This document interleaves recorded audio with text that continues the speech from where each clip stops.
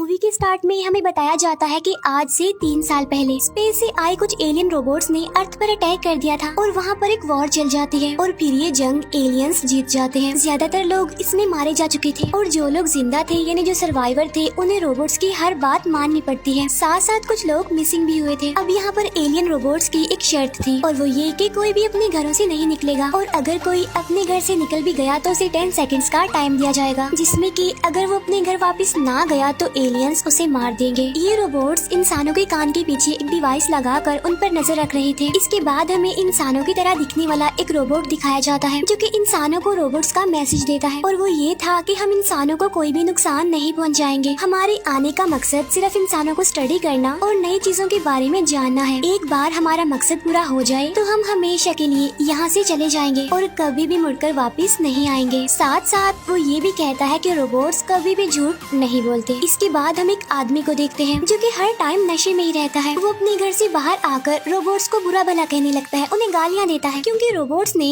उसकी वाइफ को मार दिया था। तभी वहाँ एक रोबोट आकर उस आदमी को घर के अंदर जाने के लिए 10 सेकंड्स का टाइम देता है, लेकिन वो आदमी घर के अंदर जाने की बजाय रोबोट्स को और ज्यादा गालियाँ देने लगता है, जिस पर वो रोबोट उस आदमी को मार डालता है। तभी इस आदमी का बेटा रोते हुए वहाँ पर आता है। अब यहाँ पर रोबोट्स इस बच्चे को भी घर के अंदर जाने के लिए 10 सेकंड्स का टाइम देते हैं। ये सब कुछ वहाँ पर खड़ी एक लेडी और उसका बेटा शॉन भी देख रहे थे। वो दोनों चिल्लाकर उस बच्चे को घर के अंदर जाने का कहते हैं, लेकिन वो बच्चा उनकी बात नहीं मानता। और अब जैसे ही वो रोबोट्स उस बच्चे को मारने वाले होते हैं कि तभी स्माइट नाम का एक आदमी वहाँ पर आकर रोबोट्स को रोक देता है। असल में स्माइट रोबोट्स के लिए काम करता था, लेकिन इन रोबोट्स को उसने कैसे रोक लिया ये हम आगे जानेंगे। स्माइट उस बच्चे की जान बचा लेता है और वो उस लेडी को इस बच्चे का ख्याल रखने के लिए कहता है। इस पर वो लेडी स्माइट को थैंक्स कहती है। असल में स्माइट ने उस बच्चे को इसलिए भी बचाया था क्योंकि वो इस लेडी यानी शॉन की मदर को लाई करता था और उसे इम्प्रेस करने के लिए उसने ऐसा किया। उसी घर में हम शॉन के 2 फ्रेंड्स को भी देखते हैं जो दोनों सिबलिंग्स थे। उनमें लड़के का नाम निक था। ये दोनों भी नीचे आकर उनके साथ बैठ जाते हैं। जब स्माइट और शॉन की मदर बातें कर रहे थे तो निक स्माइट के बारे में बुरा भला कहने लगता है, जिसकी वजह से स्माइट वहाँ से चला जाता है। शॉन जो कि काफी टाइम से अपने फादर को ढूंढने की कोशिश कर रहा था। असल में शॉन के फादर इंसानों और रोबोट्स की फाइट के दौरान ही मिसिंग हो गए थे और अपने फादर को ढूंढने के लिए शॉन बहुत सारी बॉल्स को काट कर उसमें अपने फादर के स्केच और इन्फॉर्मेशन को रखता है। ऐसा करने के बाद वो उन बॉल्स को काफी दूर दूर तक फेंकता है। उसमें शॉन ये भी राइट करता है कि अगर किसी को मेरे फादर के बारे में पता है तो वो मुझे रिप्लाई जरूर करे। इसके बाद टाइम ऐसे ही गुजरता रहता है और फिर हम देखते हैं कि शॉन, उसके फ्रेंड्स और वही बच्चा मिलकर प्ले स्टेशन को रिपेयर कर रहे होते हैं। तभी उनमें से शॉन के फ्रेंड निक को काफी जोर से इलेक्ट्रिक शॉक लगता है, जिसकी वजह से वो दूर जाकर गिरता है और जब निक की बहन उसे उठाती है तो वो देखती है कि निक के कान के पीछे जो डिवाइस लगी हुई है वो अब बंद हो गई है, यानी डीएक्टिवेट हो गई है। तब ये देखकर वो सारे काफी खुश होते हैं क्योंकि उन्हें पता चल चुका था कि उस डिवाइस को कैसे डीएक्टिवेट कर सकते हैं। इसके बाद वो सभी अपने डिवाइसेस को इलेक्ट्रिक शॉक देकर बंद कर देते हैं। फिर वो रोबोट से बचते हुए पास के ही एक म्यूजियम में चले जाते हैं। वहाँ पर उन्हें बहुत सारे चॉकलेट्स मिलती हैं जिन्हें खाकर वो काफी एंजॉय करते हैं। तभी उस बच्चे को वहाँ पर एक बॉल मिलती है और ये वही बॉल थी जिसको शॉन फेंका करता था। वो बच्चा इस बॉल को लाकर शॉन को दे देता है और जब शॉन उसे चेक करता है तो वो देखता है कि स्केच पर किसी का रिप्लाई आया है जिस पर लिखा हुआ था कि तुम्हारे फादर एक बहुत ही अच्छे इंसान है और अगर तुम उनके बारे में जानना चाहते हो कि वो जिंदा हैं या फिर नहीं तो तुम स्कूल जाओ,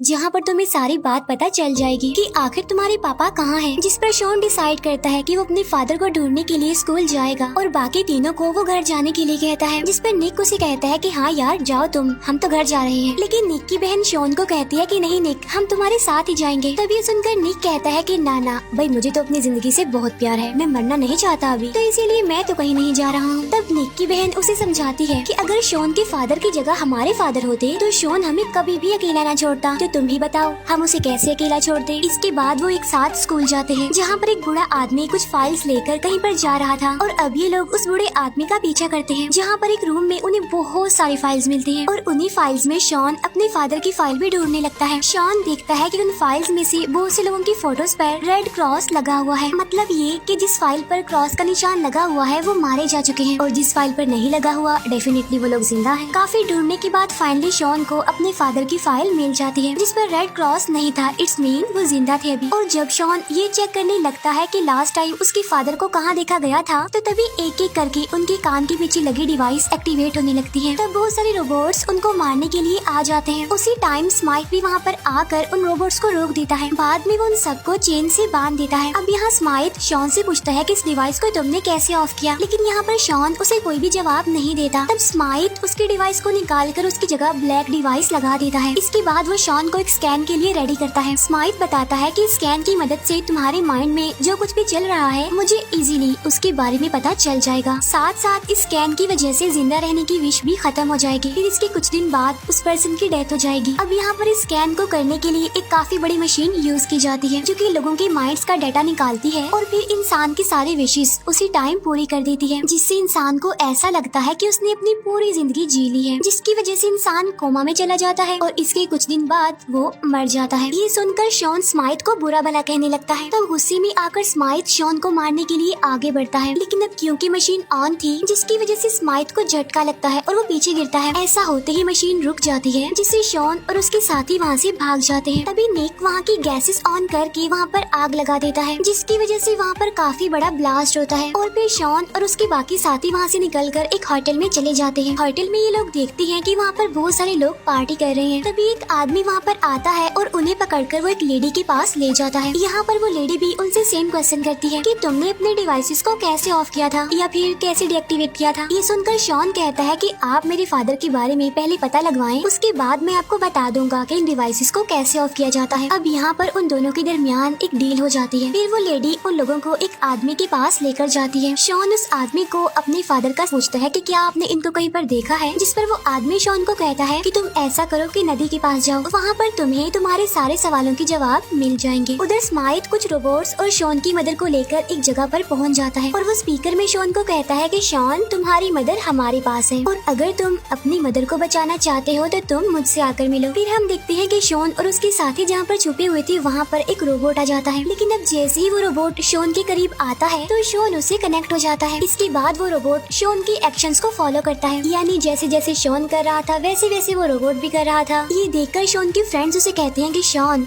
अब ये रोबोट तुम्हारे कंट्रोल में है, लेकिन सवाल ये है कि तुमने ऐसा कैसे किया।